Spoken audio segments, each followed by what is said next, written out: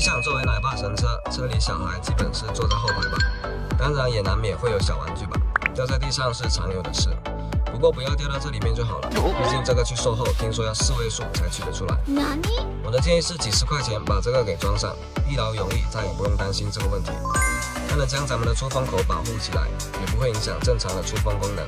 哇！背面自带上阳胶，撕开粘上即可，不留胶，阻挡异物进入，还不影响整体美观。使用好物需要的车友左下角安排。